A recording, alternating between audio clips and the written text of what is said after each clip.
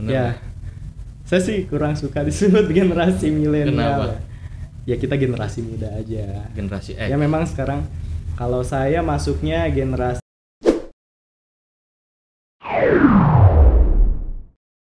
Halo guys, kembali lagi di Respublika Channel bersama saya Firdaus. Kali ini tamu gua seorang anak muda lagi nih.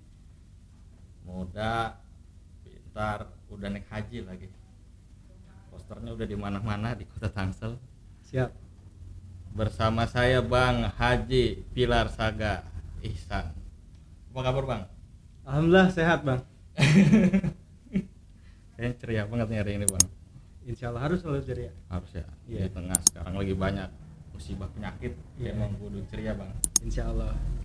Bang Pilar gimana? Sekarang lagi sibuk apa Bang?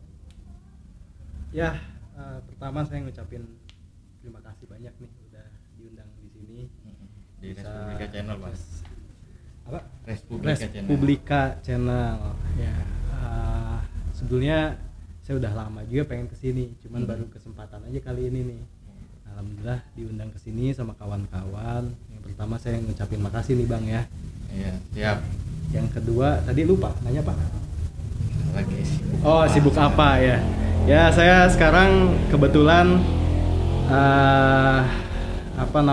lagi memfokuskan diri untuk penanganan pencegahan corona COVID-19, support pemerintah Kota Tangsel untuk pencegahan turun terjun langsung ke masyarakat ya, bersama kawan-kawan dari berbagai organisasi yang ada di Tangsel. Ya itu yang mungkin saya lagi banyak lakukan saat ini. Oh iya, emang lagi sibuk wabah Iya. COVID-19 Bang Iya, ya. iya. Sebagai anak muda memang harus terjun Bang ke lapangan memberikan bantuan edukasi Bang. Iya nih gue sebelumnya kan gue baca-baca artikel tentang lu Bang ya. Ternyata gue ngeliat ada sisi menariknya juga nih, kayak misalnya lu pencinta gunung, naik gunung Bang ya. Siap. Anak gunung agung. Ceritain dong gimana lu bisa hobi olahraga yang menurut gua ekstrim juga tuh, gunung tuh, naik gunung. Ya, awalnya kalau di dunia pecinta alam, saya dari zaman SMA ya dulu. Waktu dulu saya SMA di Bandung, kebetulan SMA 3 Bandung. Di SMA 3 Bandung ada satu organisasi pecinta alam namanya Jamadagni, Perhimpunan Penjelajah Alam Jamadagni. Nah, saya waktu itu kelas 2 kalau salah saya ikutan. Pendakian-pendakian awal waktu itu setelah pendidikan dasar saya di gunung-gunung wilayah Jawa Barat. Waktu itu ke Tangkuban Perahu, Burangrang yang dekat-dekat kota Bandung, terus Manglayang pada saat itu, dan beberapa gunung di wilayah ini juga, wilayah Garut kayak gitu. Ya saya memang turunan juga hobi dari bapak. Dulunya saya awal banget waktu SMP saya dibawa pendakian ke Baduy Dalam. Baduy Dalam di Lebak, Lebak. Banten.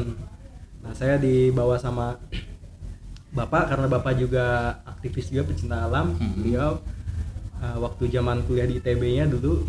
Nah saya dibawa. Nah dari situ saya ingat terus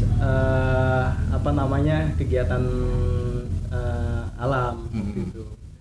Nah, pas ada kesempatan saya SMA, ya saya ikut pecinta alam, organisasi, jadinya hobi. Sampai akhirnya ikut beberapa kegiatan kayak waktu itu ada kejuaraan nasional Gadamus Open, saya di Arung Jeram juga saya ikut, di Citarum, dan saya ikut berkecimpung di beberapa kegiatan juga kejuaraan. Ya akhirnya dunia pecinta alam jadi bagian dalam diri saya, bahkan sampai saat ini. Masih suka naik gunung sekarang? Setiap ada kesempatan saya dan keluarga pasti Keluarga naik gunung? iya. Yang Bapak, dapat apa sih? ayah, ibu saya, adik-adik ketika saya. Pak Haji nih naik gunung. Sebetulnya gini, naik gunung itu kepuasannya selain kita emang kalau penat ya, namanya kita kegiatan di kota, kegiatan di lingkungan sehari-hari, pekerjaan, pasti penat kan, capek. Tapi begitu kita naik gunung, kita mendapatkan suatu hal yang berbeda. Kita ngelihat lingkungan yang asri, kita juga bisa dapetin oksigen yang bagus juga buat diri kita. Terus yang ketiga juga olahraga, sport juga kan, namanya jalan kan pasti olahraga. Berapa jam tuh biasanya kalau jalan? Tergantung gunungnya. Paling jauh itu berapa jam? Berhari-hari. Berhari-hari jalan kaki? Berhari-hari. Iya. Nah, sama juga yang pasti naik gunung itu sebenarnya kita mensyukuri prosesnya, karena gimana juga saat kita naik gunung kita banyak ketemu orang baru, kita melihat masyarakat di pedesaan. Kita kadang-kadang saya waktu dulu tuh sampai numpang mobil ini kol buntung itu kan. Bawa sayuran, saya ikut ke situ, naik bus sampai tidur di masjid, tidur di rumah warga. Jadi itu kenikmatan memang yang tidak bisa dibayar oleh apapun, karena kita banyak juga saudara, kita juga banyak melihat masyarakat di pedesaan, apa yang mereka alami. Ya kita ikut merasakan juga apa yang mereka alami, karena itu tidak bisa didapatkan di kursi sekolah pada saat itu. Di ruang sekolah itu hanya sekian meter persegi, dan kita di situ istilahnya hanya diajari oleh prinsip-prinsip ilmu pengetahuan alam atau pengetahuan sosial, tapi di alam, sedangkan kita tidak mengalami proses pendewasaan diri dari hal yang lain gitu. Jadi kita juga, saya pada saat itu ngerasa benar-benar ngerasa berkembang begitu saya berkegiatan di pecinta alam, karena prosesnya itu yang mahal sebenarnya. Alam adalah bagi saya salah satu guru terbaik bagi saya untuk menjadi seorang yang dewasa. Alam raya mungkin ya. Iya. Universitas alam bisa. Apa enggak, Pak Haji ini kan insinyur ya, arsitek ya? Iya. Berarti suka ngegambar, lain sebagainya. Ceritain sih, apa ya bangku kuliah yang udah Abang implementasikan di dalam lingkup ruang kerja itu apa, Bang? Ya, saya mungkin cerita sedikit. Saya sarjana arsitektur lulusan Universitas Parahyangan Bandung. Saya angkatan 2008. Lulus 2008 masuk. 2008 masuk. Nah, saya memang sampai saat ini masih berprofesi di bidang arsitek, di bidang arsitektur. Ya, saya ada beberapa juga proyek yang saya tanganin.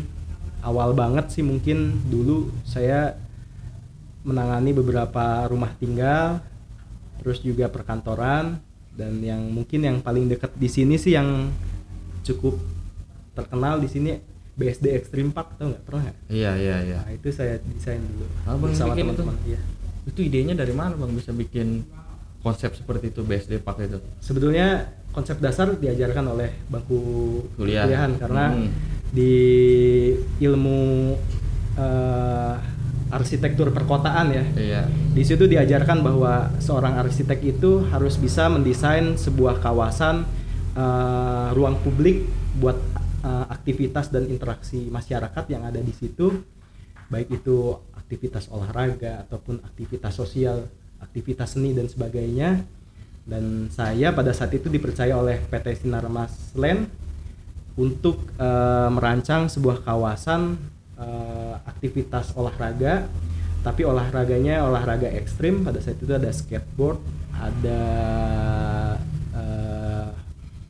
wall climbing, ada paintball, ada go-kart dan lain sebagainya. Di situ ya saya rancang pada saat itu dalam satu kawasan kurang lebih 4,5 hektar atau 5 hektar. Pada saat itu saya rancang jadi satu kesatuan area wisata bagi masyarakat BSD. Itu konsep one gate size system bukan sih konsepnya itu? Yes. Dia berbayar kalau di situ. Jadi pengunjung masuk tiket, ada tiketing di situ, tidak mahal kalau nggak salah menurut saya. Tapi dia bisa mencoba beberapa wahana gitu. Tapi pada saat awal perancangan sih saya ngasih advice ke PT Sinarmas Land untuk sekian persennya dialokasikan untuk ruang publik yang gratis pada saat itu. Tapi pada saat pelaksanaannya untuk detik ini ya saya belum tahu berkembangnya menjadi apa, saya belum mengunjungi lagi. Tapi pada saat itu saya rancang juga ruang sosial untuk pentas seni. Istilahnya saya bikin panggung buat performance art ya pada saat itu, terus juga buat jogging track yang free buat warga. Jadi nggak hanya yang berbayar aja pada saat itu. Jadi harus ada ruang publiknya bang ya? Ya tentu saja, kalau ini kan saya pada saat itu dimintanya oleh perusahaan ya, oleh pihak swasta, dan memang mereka juga ingin buat satu kawasan wisata ya, tentu saja pasti bicara tentang komersil kan. Tapi saya juga pada saat itu ngasih masukan untuk ada sebagian lahannya untuk diberikan gratis cuma-cuma untuk masyarakat bisa menikmati, untuk tempat nongkrong, untuk tempat bersosial kayak gitu. Artinya ada ya kewajiban sih sebenarnya bang ya, ketika mereka menyediakan ruang publik itu bang ya, dalam konsep ini. Ya seharusnya sih ada ruang terbuka untuk masyarakat ya, fasos ya bisa disebut ya. Tapi kalau untuk pemerintah kota, tentunya pemerintah daerah lah ya, tentunya harus menyediakan ruang publik seperti itu ya. Ini memang cita-cita saya untuk bisa mengimplementasikan ruang-ruang publik yang ada di kota. Gambaran abang gimana sih bang ruang-ruang publik di kota itu idealnya? Sebetulnya idealnya itu ruang publik di kota, bicara tentang kota Tangerang Selatan. Tangerang Selatan misalnya, sebagai salah satu daerah urban bang ya? Betul. Nah ya. Abang melihatnya gimana tuh? Yang ideal, kita bicara idealnya bang. Ya di sini kan ada 7 kecamatan di Tangerang Selatan. Tentu saja banyak potensi-potensi yang ruang-ruang lahan tidak terpakai yang milik pemerintah ataupun yang mau dibebaskan oleh pemerintah untuk bisa dinikmati oleh masyarakat.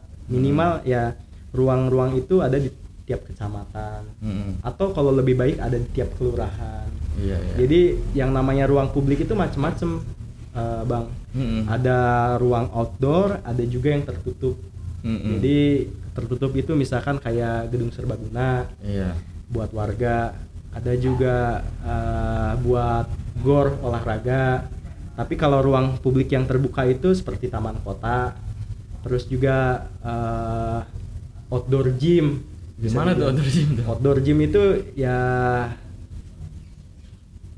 ada sebuah taman gitu, sebuah ruang tempat nge-gym buat masyarakat gratis, alat-alatnya di situ, pakai alat-alat ya pipa besi dan sebagainya yang sederhana tapi tahan di outdoor gitu.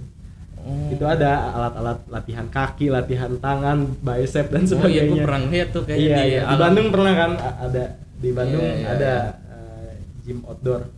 Pak Ridwan Kamil ngerancang. Ya sebenarnya banyak sih, bukan hanya itu aja.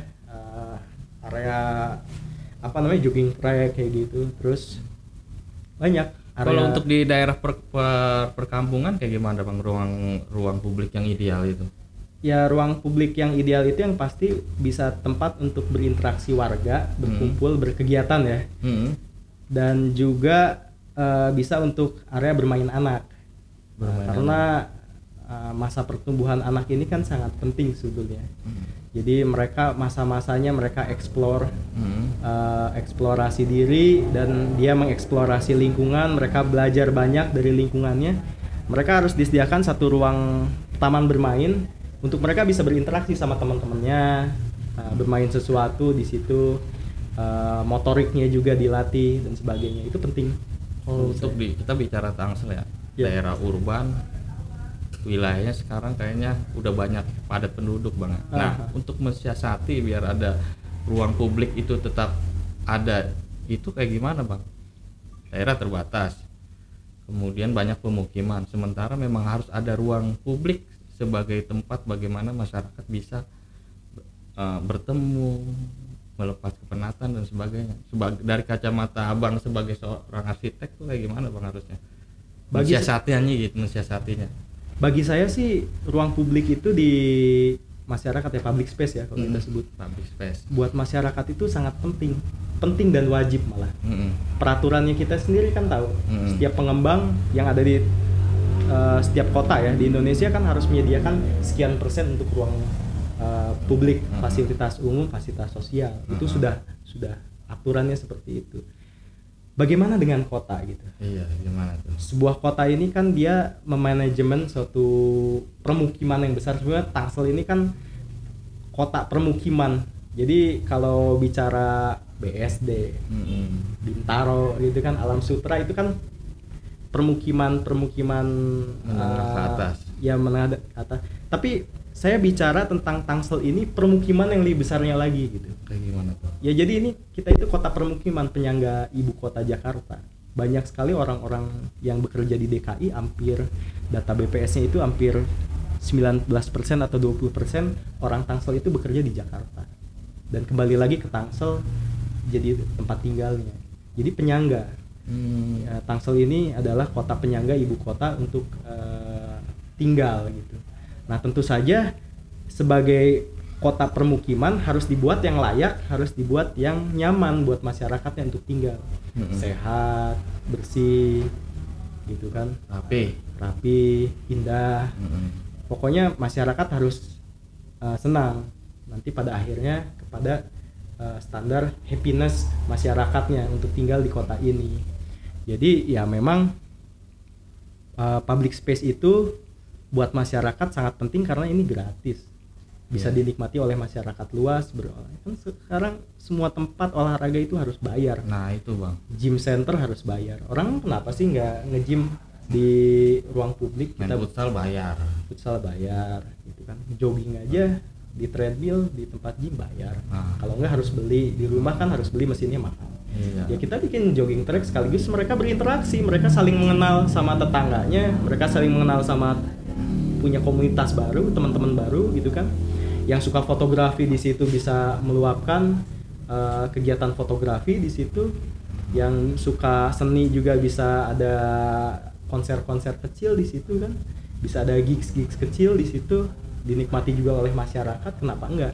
Para seniman-seniman jalanan bisa meluapkan istilahnya bakat mereka yang bisa ditonton oleh masyarakat. Kenapa enggak? Saya pernah lihat di Flinders Station di Melbourne, di seberangnya itu ada Flinders Park. Di Flinders Park itu saya lihat banyak aktivitas masyarakat, terutama street performance. Di situ sangat banyak sekali menghibur masyarakat, orang-orang yang sulap kayak gitu. Jadi kota itu hidup gitu. Karena kota Tangsel ini dinamis sekali. Berbagai macam orang ada di sini, hobinya macam-macam. Kita harus wujudin. Nah, tadi kalau pertanyaannya itu bagaimana mewujudkan dengan kondisi lingkungan kota yang sudah sempit. Kalau memang itu harus, saya menganjurkan untuk membebaskan lahan. Beli kepada pengembang atau beli kepada masyarakat. Sebagai pemerintah kota itu kalau punya anggaran, lakukan itu gitu. Tapi kita juga jangan menutup kemungkinan kita buka ruang-ruang publik di tandon-tandon air. Kan banyak tandon air di Tangsel kan. Iya, jadi ketika udah ada ruang publik itu kan otomatis tadi bilang biar masyarakatnya happy. Kalau masyarakat udah happy kan kantongnya juga udah happy sebenarnya. Betul ya, orang Tangsel itu sebetulnya sudah termasuk dengan ekonomi menengah ke atas sebetulnya. Masyarakat Tangsel ya, rata-rata masyarakat Tangsel, karena indeks pembangunan manusia paling Tangsel tinggi, itu termasuk paling tinggi di Indonesia. Lebih tinggi daripada rata-rata IPM-nya Provinsi DKI Jakarta. Artinya kan masyarakat Tangsel itu sebenarnya suka tidak suka kita bilang sudah cukup sejahtera kan. Sudah cukup sejahtera. Artinya cukup tinggal sejahtera. Bagaimana pemerintah daerah menyediakan ruang publik ya yang membidani, menaungi aktivitas mereka sebagai kaum urban. Iya. Karena kan kaum urban itu sangat dinamis kan. Sekarang mau sepedahan, orang mau lari aja sekarang harus nutup jalan. Iya. Kenapa itu nggak bisa dilakukan sehari-hari sih gitu? Kalau memang ada ruang publiknya. Sekarang kita banyak lihat tandon air, area-area penampungan air yang sebetulnya di sisi-sisinya bisa kita bangun gitu untuk ruang publik. Dan juga kenapa kita nggak bikin rekreasi wisata air gitu di situ untuk masyarakat? Kayaknya, Bang, ya menarik. Jadi kita tuh memang Tangsel ini kalah dari segi banyaknya jumlah mall, bener nggak? Daripada tetangga kita di Kabupaten Tangerang. Saya nggak mau nyebut satu persatu tapi nama mallnya ya. Tapi kita lihat memang kita kalah dalam jumlah mall, tapi kita nggak masalah. Karena aktivitas masyarakat perkotaan sekarang bukan cuma di mall. Kita harus bawa kegiatan masyarakat itu di outdoor. Mereka berinteraksi, bersosial secara gratis, free. Bahkan di ruang publiknya kita sediain kalau bisa wifi. Buat apa? Anak-anak sekolah bisa belajar, yang ngerjain tugas, mahasiswa bisa ngerjain tugas di situ. Anak-anak sekolah bisa ngerjain di situ. Gratis, disediakan oleh pemerintah. Jadi ruang publik itu hidup. Karena manusia itu udah jangan lagi kita fokus di gadget aja. Bersosialnya kita udah cukup capek. Terjadi pergeseran sekarang. Orang sekarang lebih suka main handphone gitu. Ada degradasi nilai-nilai sosial menurut saya yang ada di masyarakat, tatanan masyarakat urban pada saat ini. Nggak hanya urban, sampai perkampungan. Kalau mereka hanya mengandalkan aktivitas sosial itu di gadget, istilahnya di teknologi, bagus teknologi. Cuman kalau hanya mengandalkan itu tidak bisa. Karena kita harus bertatap muka secara langsung untuk saling mengenal satu sama lain. Dan kita banyak ide gagasan yang kita dapat pada silaturahmi, ketemu orang, berorganisasi, bersosial. Nah ini menarik nih ngomongin ini nih. Gua tarik ketika sekarang hubungannya dengan sebuah kebijakan ya, dalam artian tadi kan abang ada ide segala macam dan gua ngeliat poster-poster abang udah banyak nih. Nah, hubungan anak muda abang, politik segala macam. Kenapa bang suka? Gua bukan bilang suka ya, menurut abang tuh politik seperti apa sih bang? Politik itu tentu saja setiap manusia tidak bisa terlepas dari politik, dunia politik ya. Baik itu terlibat secara langsung ataupun tidak langsung. Karena kita sebagai manusia, makhluk bersosial, makhluk bernegara, tentu saja kita dibidangi oleh politik. Negara kita itu negara ya tentu saja menjalankan roda politik gitu. Kita tidak bisa lepas dari situ. Tapi pilihannya apakah kita mau masuk dalam kebijakan legislatif ataupun eksekutif, ataupun sebagai masyarakat gitu kan. Biasa aja gitu. Masyarakat yang hidup di dalam dunia politik, hidup saja dalam dunia politik, atau berkecimpung, berkegiatan di bidang politik. Itu kan dua hal yang berbeda. Tapi dua-duanya pasti beririsan sama politik, nggak mungkin tidak beririsan gitu. Nah, saya di sini ya tentu saja sebagai arsitek ya. Saya pernah ada satu quotes daripada Vitruvius. Vitruvius ini bapak arsitek. Arsitek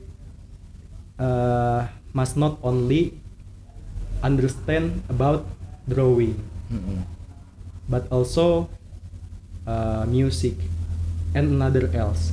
Jadi sebetulnya arsitek itu tidak hanya harus fokus dalam menggambar saja, tapi juga dalam dunia musik.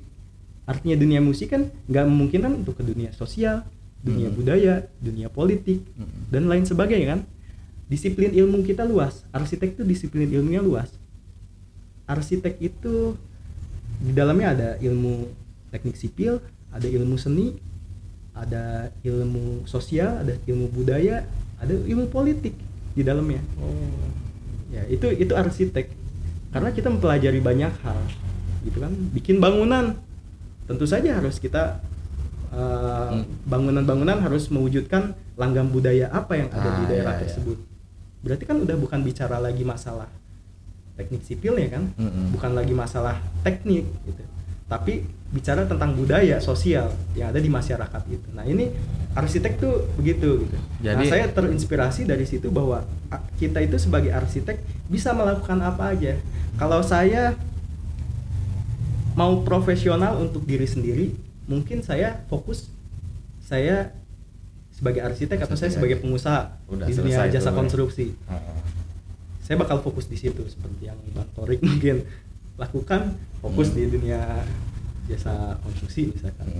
Tapi kalau saya mau mewujudkan profesionalitas saya untuk orang lain, masyarakat, ya saya harus ada dalam kebijakan. Karena saya bisa mengimplementasikan ilmu dan pengalaman walaupun saya masih muda. Saya bisa mengajak para senior saya di arsitek dan disiplin-disiplin ilmu Berapa lainnya. usia, Bang? 29. Tahun ini 29. Saya bisa mengajak teman-teman di dunia disiplin ilmu lainnya untuk ayo sama-sama ngebangun kota ini. Karena saya cukup banyak juga mempelajari ilmu-ilmu yang lain gitu. Jadi saya tahu dari segi ini ya ternyata kita harus ada di dalam kebijakan untuk kita memberikan satu gagasan yang kuat buat perkembangan kota gitu. Iya, jadi memang harus sih, karena kan kita ngeliat juga banyak kok orang-orang berlatar belakang teknik ya menjadi kepala daerah. Misalkan Pak Karno kan insinyur, arsitek Bang ya. Banyak kok karya-karyanya, karya kayak bikin patung-patung di Jakarta tuh bukan hampir semua ya, banyak dari ide-ide beliau. Dan sebetulnya arsitek itu menurut saya juga memang bukan kudus ya, wajib lah untuk gimana mengimplementasikan ilmu dia untuk diterapkan dalam sebuah kebijakan. Artinya sudah nggak ada lagi tuh istilah orang orang eksak itu tercenderung kaku Bang ya, karena berhitung dengan angka-angka. Artinya ketika gue lihat Bang Pilar mau terjun langsung ke politik dan sebagainya, ini bukan sesuatu yang aneh lagi karena banyak juga sekarang abang anak muda terjun ke politik, milenial Bang sekarang sebutannya ya. Bener ya, saya sih kurang suka disebut generasi milenial. Ya kita generasi muda aja. Generasi X. Ya memang sekarang kalau saya masuknya generasi Y. Y generation, saya Y generation Bang. Artinya kan abang juga kan nanti ke depannya sekarang kan Z generation kan. Berkomunikasi dengan banyak orang yang lebih tua. Kalau kita melihat cenderung politik yang kaku, kerjaannya orang-orang tua, abang latar belakang arsitek, gimana tuh Bang caranya?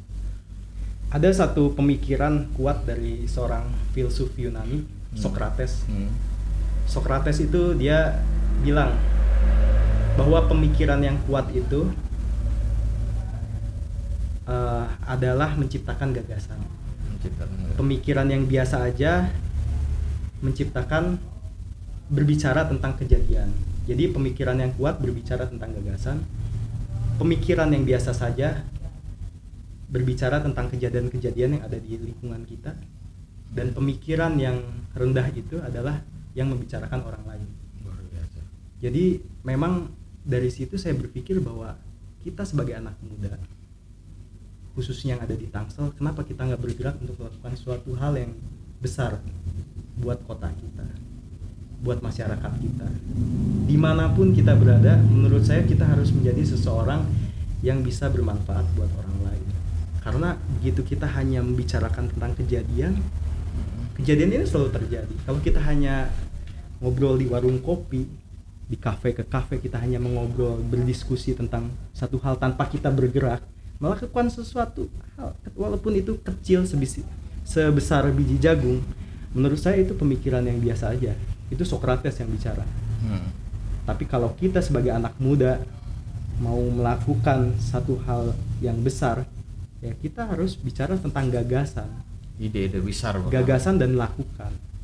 Setelah kita punya ide, gagasan, lakukan apa yang kita bisa lakukan. Nah, kebetulan saya dipercaya oleh partai. Saya sedikit cerita, saya dipercaya oleh Partai Golkar, dan kemarin saya juga alhamdulillah dikasih surat keputusan dari DPP Partai Golkar tentang dukungan saya. Ya artinya ya saya nggak sama sekali nggak kepikiran saya mau maju pilkada, sama sekali nggak kepikiran. Kenapa Bang? Ceritanya gimana sih? Karena saya masih fokus di dunia usaha saya. Enjoy itu di dunia usaha. Dan saya memang bermimpinya saya sebagai seorang arsitek dan saya sebagai usahawan. Saya nggak bermimpi untuk menjadi politisi. seorang kepala daerah, pejabat itu. Cuman memang Allah Subhanahu wa taala di situ saya lihat memberikan kesempatan saya untuk beribadah, Bang. Ini ibadah, lu memaknainya ibadah ya? Maknanya ibadah. Tidak semua orang dikasih kesempatan itu. Begitu DPP, DPD Golkar memberikan kesempatan itu pada saya tidak menyanyiakan itu. Karena apa? Saya dikasih kesempatan oleh Allah untuk beribadah di situ, untuk melakukan suatu hal yang lebih besar lagi. Kalau itu bermanfaat menjadi pahala buat saya, kalau mudorot menjadi dosa buat saya. Gitu. Ini karena membicarakannya adalah kebijakan buat masyarakat banyak, khalayak banyak orang, dan saya menjadi umaro di situ, menjadi pemimpin. Tanggung jawabnya besar. Nah, di situ saya memberanikan diri dengan segala, balik lagi, ilmu dan pengalaman. Walaupun saya masih muda, saya pengen juga ikut andil, saya bisa memberikan sesuatu buat masyarakat Tangerang Selatan. Karena ini ibadah, ada nilai ibadahnya. Mungkin kalau nggak ada nilai ibadahnya, saya berpikir 1000 kali untuk yakin Bang, Abang dapat melakukan itu.